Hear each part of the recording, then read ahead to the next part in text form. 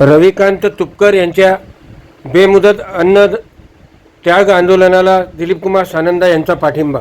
शर्त सरसकट कर्जमुक्ती उतर हक्काच्या पीक विम्यासाठी शेतकरी पुत्र शेतकरी नेते आमचे मित्र रविकांत तुपकर साहेब बेमुदत अन्न त्याग आंदोलन आज चौथा दिवस या अनुषंगाने त्यांनी आज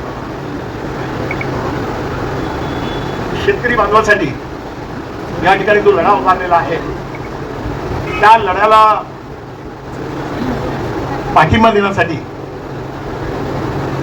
खामगाव विधानसभा मतदारसंघातील तमाम शेतकरी बांधवांच्या वतीनं त्यांना पाठिंबा देण्यासाठी मी या ठिकाणी तुपकरी साहेबांना भेट देण्यासाठी या ठिकाणी आलो. तुपकरी साहेबांचे सर्व मेडिकल रिपोर्ट अत्यंत चिंताजनक असल्यानंतर देखील अद्यापपर्यंत त्याची दखल घेतल्या गेलेली नाही. ही बाब देखील गंभीर स्वरूपाची आहे.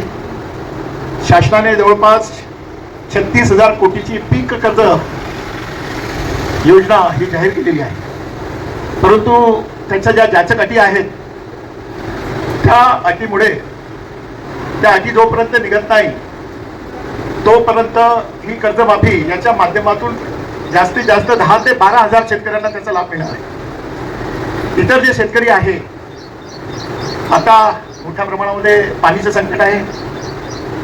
पाऊस येणार की नाही येणार याबद्दल मनामध्ये आता जवळपास 15 दिवसपेक्षा जास्त निघून गेल्यानंतर देखील पाऊस अद्यापर्यंत आलेला नाही. खताचा मध्ये काळा बाजार मोठ्या प्रमाणामध्ये आहे. कृषी मंत्री मोदयांनी निर्देश दिल्यानंतर देखील मोठ्या प्रमाणामध्ये खताचा काळे बाजार, त्याचबरोबर बी बियाणे जे आहेत त्याचा काळा बाजार मोठ्या प्रमाणामध्ये सुरू आहे. अशा परिस्थितीमध्ये आता या ठिकाणी लिहिलेली आर-5ची लढाई लढूया.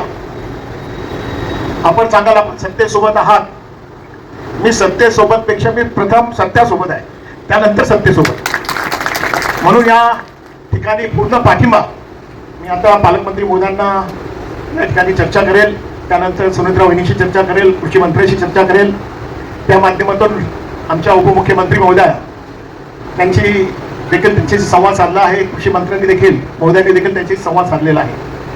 ही कर्जमाफी जी आहे जोपर्यंत आमच्या शेतकरी बांधवांना लाभ मिळणार नाही तर या कर्जमाफीचा काहीच उपयोग होणार नाही. मी मुख्यमंत्र्यांना देखील पत्र लिहिल, तिथे जाऊन आपल्या आंदोलनाला यश मिळावं व जो जगाचा पोशिंदा आहे त्यांना न्याय मिळावा या दृष्टिकोनातून मी प्रयत्नाची पराकाष्ठा करेल याची ग्वाही देखील आज रविकांत भाऊ तुपकर व सर्व शेतकरी बांधवांना या ठिकाणी देऊ इच्छितो. आज येण्या अगोदर एक परिपत्रकाचा चांगल्या प्रकारे अभ्यास केला, जे तज्ज्ञ आहेत त्याच्याशी विचारपूस केली, त्यांच्याशी चर्चा केली. तर ही कर्जमाफी जी आहे शासनाला देखील मी विनंती करणार आहे. आपण नगर परिषदच्या आपण विधानसभेच्या निवडणुकीमध्ये आपण शब्द दिला होता, मी शेतकरी बांधवांचा सातबारा कोरा कोरा कोरा करेल. त्या शब्दावर आपण राहायला पाहिजे. एकदा सिमेंटचे रस्ते झाले नाही तरी चालतील, परंतु जो जगाचा पोशिंदा आहे त्याची ही जी रास्त मागणी आहे त्याचा 7-12 हा कोरा होऊन त्यांना संपूर्ण कर्जमाफी ही मिळावी. ज्या जाचक अटी आहेत त्या त्यांनी काढाव्यात यासाठी मी सर्व शक्तींशी निश्चित रूपाने प्रयत्न करेल. तो निश्चित रूपानं आज अजित दादा असते तर ही वेळ आपल्यावर कदाचित आली नसती.